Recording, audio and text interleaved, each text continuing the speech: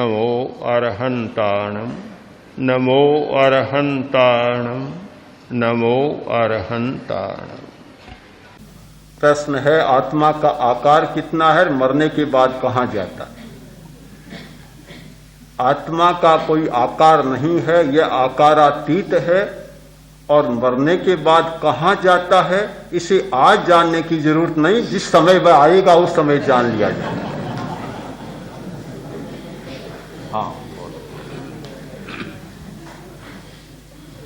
कल का भी और आज का भी प्रवचन एक मन में शंका खड़ा करेगा कि जहाँ जहाँ सांसारिक भोग है, सांसारिक विषय, वहाँ आदमी का मन लगता है और बड़ी रुचिपूर्वक जब वो भोग लेता है इंसान, तो उससे विरक्ति और आगे के भोग की कामना।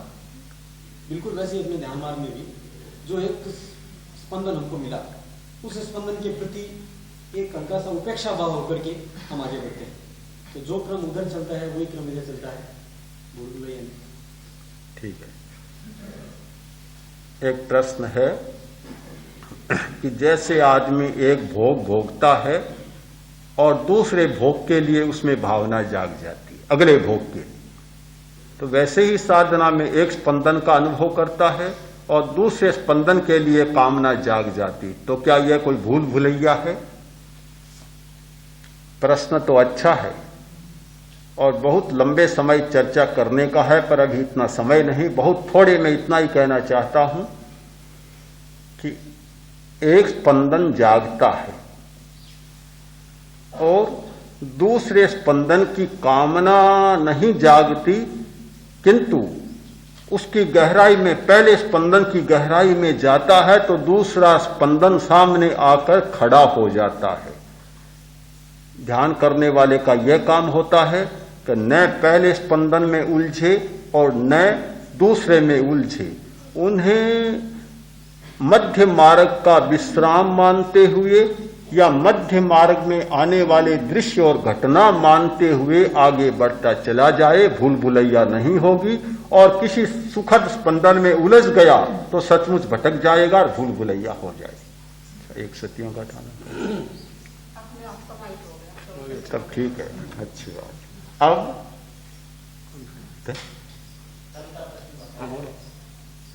कल आपने फरमाया था कि ग्रंथियों के स्राव के कारण से हमारे विचार स्थिर नहीं रह पाते और ध्यानस्थ नहीं हो पाते। विज्ञान का युग है, इन ग्रंथियों का ऑपरेशन करके क्यों नहीं निकाल देते? और फिर भी इतना समय हम उनके पर विजय प्राप्त करने की लगाते हैं, उस समय से हम ध्यानस्थ क्यों नहीं हो पाते? प्रश्न है कि कल कहा गया कि ग्रंथियों के स्राव से इतनी बातें पैदा होती है, तो विज्ञान का युग है, इन ग्रंथियों को क्यों न निकाल दे? विज्ञान का छात्र तो ऐसी मूर्खता की बात कर ही नहीं सकता, क्योंकि किसी भी ग्रंथि को निकाल दिया जाए तो आदमी निकम्मा बन जाएगा। अगर एड्रीनलिन निकल जाए तो कितनी हानि होगी। ग्रंथियों को निकालने का मतलब शरीर प्रभावित होता है, मस्तिष्क प्रभावित होता है। ग्रंथियों को निकाला नहीं जा सकता, ग्रंथियों के स्राव को बदला जा सकता है और बदलने की बात वैज्ञानिक भी सोच रहे हैं। ऐसे बहुत सारे उपाय कर रहे हैं जिनसे बदलने की बात कर रहे हैं, किंतु बदलने की बात, उनकी बातें आज भी खतरे से खाली नहीं और ध्यान के द्वारा बदलने की बात खतरे से खाली है। इसलिए ध्यान के द्वारा बदलने की बात सोचे, निकालने की बात न सोचे। अब आज प्रश्न नहीं है, एक छोटी सी शंका है कि कायोत्सर्ग में आपने फरमाया कि सारा शरीर को शिथिल करिए, तो इसकी जो दो तरीके हैं कि एक तो लेट करके, तो उसमें तो वाकई में शरीर शिथिल होता है, सहारा मिलता है उसको जमीन का और सब अंग शिथिल होता है, बशर्ते ही अपनी चेतना जागती रहे तो नींद की आशंका कब रहेगी, लेकिन नींद की आशंका नहीं। लेकिन ये भी समझाया गया कि खड़े होकर के भी आप कायोत्सर्ग कर सकते हैं। तो मेरी समझ में खड़े होने में कुछ न कुछ तनाव, कुछ न कुछ शक्ति तो लगती, तो शरीर शिथिल खड़े हुए कैसे रहे? हाँ। ये थोड़ा सा ठीक है। प्रश्न है कि लेटकर तो शरीर को शिथिल किया जा सकता है, कायोत्सर्ग अच्छा होता है, पर खड़े होकर कायोत्सर्ग कैसे किया जा सकता है? अलग अलग कक्षाएं होती है। बच्चों के लिए लेटकर कायोत्सर्ग करना जरूरी है पहले। मध्य वय के लोग हो गए, उनके लिए बैठे बैठे कायोत्सर्ग, और पूरे परिपक्व हो गए उनके लिए खड़े खड़े कायोत्सर्ग। ये भूमिका का भेद है। सबसे उत्तम कायोत्सर्ग होता है खड़े खड़े, और यह मध्यम होता है, वह और नीचे दर्जे का होता है। तो वास्तव में कायोत्सर्ग का नियम है खड़े खड़े करना। अभ्यास पकने के बाद यह बात नहीं, जब तक अभ्यास नहीं तब तक ठीक है आपकी बात, किंतु जैसे अभ्यास बढ़ जाएगा फिर तो खड़े खड़े नहीं, चलते चलते कायोत्सर्ग हो सकता है। हमारी एक साध्वी है, सामान्य नियम है भी बैठकर नींद लेते हैं या सोकर लेते हैं। एक साध्वियां गोचरी जाती, उस समय छोटी थी, साथ में गोचरी जाती, साध्वी जी गोचरी करती, वे खड़े खड़े नींद लेना शुरू करती।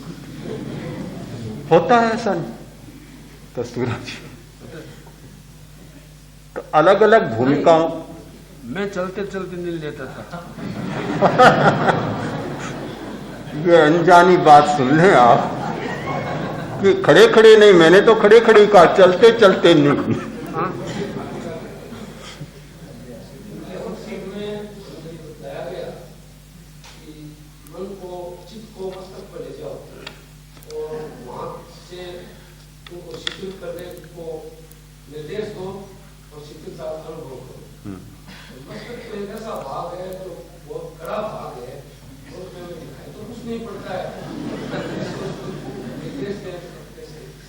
ठीक है।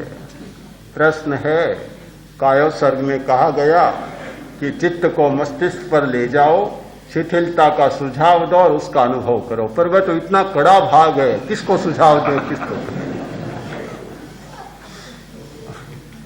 बात ठीक है, क्योंकि मस्तिष्क तो बड़ा कोमल है, पर एक दो हड्डियों के ढांचे में, इतने कड़े ढांचे में मढ़ा हुआ है कि जिससे पूरी सुरक्षा हो सके।